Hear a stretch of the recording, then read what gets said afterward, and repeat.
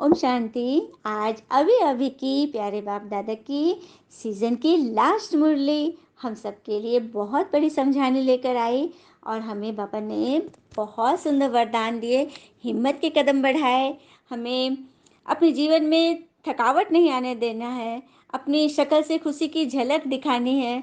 हमें हमेशा ब्रह्मा बाबा को फॉलो करना है, जैसे उन्होंने रिजल्ट जो दिखाया हम बच्चों को कि संगठन में हिम्मत का पाँव रखो तो क्या हो सकता है।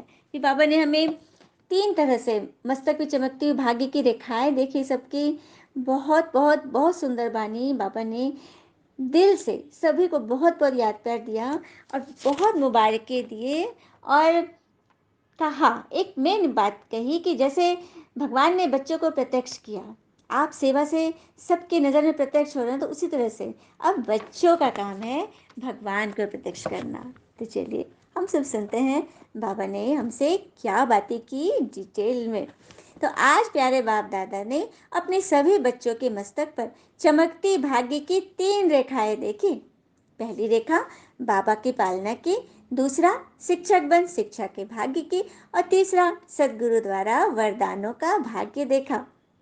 और फिर बाबा कह रहे हैं कि ऐसा भाग्य तो कोई का भी नहीं है, किसी का भी नहीं, पूरे संसार में ढूंढ लो, किसी का भी नहीं है। हुँ? और कहते हैं ना कि जिंदगी समझ आ गई तो अकेले में मेला, और ना समझ आई तो मेले में भी अकेला। तो यहाँ तो हमारे लिए बस हर दिन मेला ही मेला है। फिर बाबा कह रहे कि भाग्य की चमक एक जैसी नहीं है किसी की, जबकि बाबा तो सबको एक जैसी पालना दे रहे, वरदान भी एक जैसी, मुरली भी अलग नहीं होती, एक ही जैसी होती, लेकिन फिर भी नंबरवार क्यों है? भाग्य के चमकता सितारा क्यों नंबरवार दिखाई दे रहा है? कारण है कि धारणा में फर्क है। हर एक के मुंह से यही निकलता, मेरा बाबा, चाहे आगे आने वाला हो या पीछे आने वाला, लेकिन हर एक अपने अधिकार से कहते हैं मेरा बाबा। बाबा से प्यार मिला है, पूछो तो फलक से कहते हैं मेरा तो बाबा का, मेरा तो बाबा से प्यार है, सबसे ज्यादा मुझे प्यार मिला है। इस मेरा बाबा दिल से कहने वाले फलक से कहते हैं ना कि मेरा प्यार सबसे ज्यादा है। बाबा का प्यार पहले मेरा है, क्योंकि प्यार ही बाबा की पालना है। जैसे गोपियों का दृष्टांत है, कहा जाता है ना कि अतीन्द्रिय सुख पूछना है तो गोप गोपियों से पूछो कि श्री कृष्ण तो मेरा है, ऐसे कहते थे ना सभी। तो यहाँ भी हम बच्चे भगवान की ज्ञान मुरली के दीवाने, अपने जीवन में खुशियों से रंग भरने वाले, उमंग उत्साह की कोई कमी नहीं है, चाहे किसी भी आयु की हो। तो बस हमारे मन में तो यही है कि मेरा बाबा तो मेरा है। तो इस मेरा कहने से बाबा आपका और आप बाबा के बन गए, क्योंकि आप प्यार के प्लेन में आए हो ना। सभी बच्चे जो मधुबन गए ना भगवान से मिलने, तो बाबा बहुत प्यार से कहते हैं कि आप सब प्यार के प्लेन में आए हो, स्नेह के प्लेन में आए हो, खींच कर आए हो ना, आराम से आए हो। यह परमात्म प्यार सिर्फ अभी संगम पर ही प्राप्त होता है। देवताओं का प्यार प्राप्त होता है सत्युग त्रेता में, लेकिन परमात्म प्यार तो बस इस जन्म में प्राप्त होता है। तो बाप दादा भी ऐसी पात्र आत्माओं को देख वाह बाबा वाह बच्चे कह रहे हैं, मतलब भगवान हम बच्चों को वाह वाह कह रहे हैं। हम बच्चों को अपने संग का रंग लगा रहे हैं। अब देखो, जैसे किसी मनुष्य के संग का रंग लगता है, कुसंग का भी रंग लगता है, तो क्या परमात्म संग का रंग नहीं लगेगा? चलिए एक प्रसंग चुनते हैं। एक अध्यापक अपने शिष्यों के साथ घूमने जा रहे थे। रास्ते में वे अपने शिष्यों को अच्छी संगत की महिमा समझा रहे थे, लेकिन शिष्य इसे समझ नहीं पा रहे थे। तभी अध्यापक ने फूलों से भरा एक गुलाब का पौधा देखा। उन्होंने एक शिष्य को उस पौधे के नीचे के तत्काल एक मिट्टी का ढेला उठाकर ले आने को कहा। तुरंत में बोला ढेला लाओ। जब शिष्य ढेला लाया तो अध्यापक बोले इसे अब सूंघो। तो शिष्य ने ढेला सूंघा और बोला गुरुजी, इसमें से तो गुलाब की बड़ी अच्छी खुशबू आ रही है। तब अध्यापक बोले बच्चों, जानते हो इस मिट्टी में ये मनमोहक खुशबू कहाँ से आई? बच्चों ने कहा, क्वेश्चन में बताया कि नहीं पता। तो गुरुजी ने कहा दरअसल इस मिट्टी पर गुलाब के फूल टूट टूट कर गिरते रहते हैं, तो मिट्टी में भी गुलाब की महक आने लगी, जो कि ये असर संगत का है। और जिस प्रकार गुलाब की पंखुड़ियों की संगति के कारण इस मिट्टी में से गुलाब की महक आने लगी, उसी प्रकार जो व्यक्ति अच्छी संगत में रहता है उसमें वैसे ही गुण दोष आ जाते हैं। तो क्या सीख मिली? तो हमें सदैव अच्छी संग करना चाहिए। और यहाँ तो कोई मनुष्य का नहीं, किसी साधारण किसी भी आत्मा का नहीं, यहाँ तो परमात्मा का संग है। तो यहाँ का संग न रंगे और हम खुशबूदार न बने तो दोष किसका और भाग्य किसका, है ना? तो बाप दादा अपने सभी ऐसी पात्र आत्माओं को देखकर वाह बच्चे वाह कहते हैं।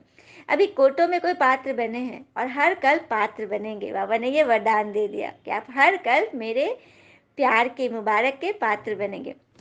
तो ऐसा नशा चलते फिरते रहता है।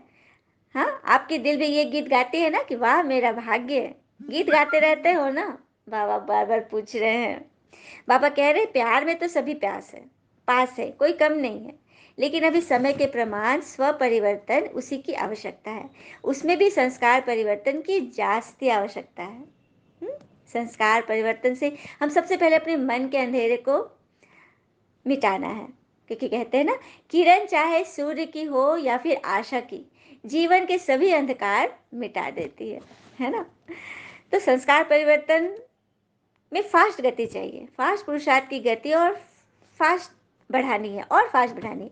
क्योंकि समय का परिवर्तन फास्ट गति से हो रहा है। आपका परिवर्तन कब होगा?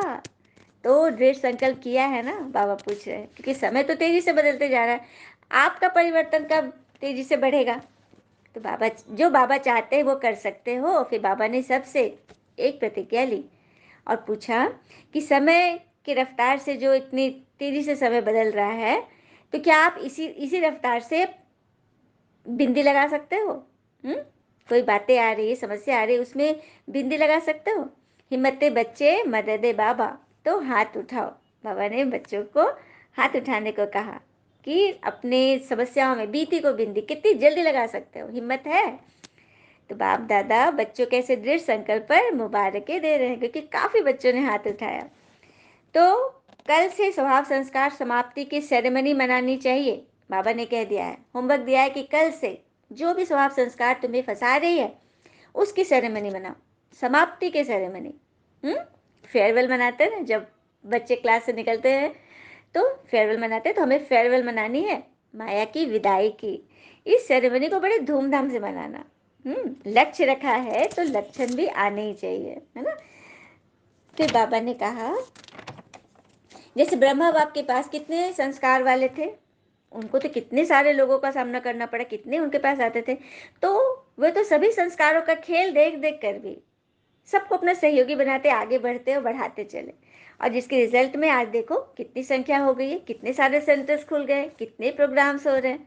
हाँ, तो पहले ब्रह्मा बाबा अकेले खड़े थे, अब तो कारवां बन गया है। तो है ना ये बड़ी बात? ब्रह्मा बाबा साथ राज्य में आना है ना? बाबा पूछ रहे हैं। ब्रह्मा बाबा ने हिम्मत रखी तो रिजल्ट सभी देख रहे हो। तो इतने संगठन में हिम्मत का पांव रखो तो क्या नहीं हो सकता है। सच बात है, इतनी बड़ी संगठन में सभी अपने हिम्मत का पांव, सभी के संकल्प, सभी के निर्णय, सभी की सोच एक जैसी हो तो क्या नहीं हो सकता है। तो बाबा सिर्फ ये चाहते हैं कि आप सभी एक बात करो। चलिए सभी ध्यान से सुनिए कि भगवान हमसे क्या कह रहे हैं, कौन सी बात करने के लिए कह रहे हैं। तो बस छोटी सी बात बाबा बोलते हैं कि साधारण पुरुषार्थ को दिव्य पुरुषार्थ में बदल दो। है हिम्मत? बाबा ने देखा कि कहाँ तक अलबेलापन हो रहा है। अब अलबेलापन पे बाबा ने बहुत बड़ी बात बताई कि जिसके जीवन में छोटी छोटी बातों में जो फंस जाए, फंक हो जाए, हाँ, निराश हो जाए, मूंझ जाए, यह अलबेलापन की बहुत बहुत बड़ी निशानी है। शकल में से खुशी की झलक गायब हो जाती है। सेवा में भी बोझ फीलिंग होगी। जब खुशी नहीं तो सेवा नहीं। तो करना है ना संस्कार समाप्ति का सेरेमनी। बाबा बार बार हमें याद दिला रहे। फिर बाबा का स्नेह भरा याद पार बाबा ने सबको दिया। बाप दादा जानते हैं दूर बैठे हुए कई बच्चे देख भी रहे हैं, मिलन भी मना रहे। सभी संकल्प करें कि समाप्ति के दिन को समीप लाने का निश्चय करो। संपूर्ण समय होने पर ब्रह्मा बाबा, शिव बाबा दोनों को प्रत्यक्ष करेंगे ही, क्योंकि भगवान ने हम बच्चों को प्रत्यक्ष किया। तो अब पापा कहते कि तुम बच्चों की बारी है।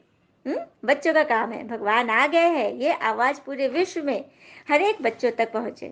सभी को बाप दादा देख हर एक को दिल का स्नेह, दिल का याद प्यार, दिल का उमंग उत्साह सहित याद प्यार दे रहे हैं। सभी बच्चे अपने नाम के अनुसार नाम सहित भगवान की याद पार मुबारकें स्वीकार करें। सेवा का चांस मिलना अर्थात बाबा के समीप आना। किसी हर एक बच्चे को सेवा का चांस मिल रहा है, उनके पैर आगे बढ़ रहे हैं, इसका मतलब आप भगवान के करीब आ रहे हो। सेवा के कारण कितने आगे बढ़ गए हो। टीचर्स की फिर बाबा ने बड़ी बधाई की दी और हिम्मत रखी है, उनके बाबा ने उन्हें मुबारकें दी और तीव्र बुद्धि वालों को विशेष सौगात दिया। क्यों? उनकी पुरुषार्थ को अब तीव्र पुरुषार्थ में बदलना है। अच्छा, सभी को बहुत बहुत मुबारक। भगवान की ये इस सीज़न की लास्ट वाणी हम सब बच्चों के लिए हमेशा की तरह अमृत वाणी, जिसमें हम सभी अपने जीवन को अमृतनुमा बना दें और हर एक विषय विकार को खत्म करने की सेरेमनी मनाएं। अच्छा, ओम शांति। शीघ्र मीठे बाबा, वो बाबा के प्यारे प्यारे बच्चे, गुड नाइट। ओम शांति।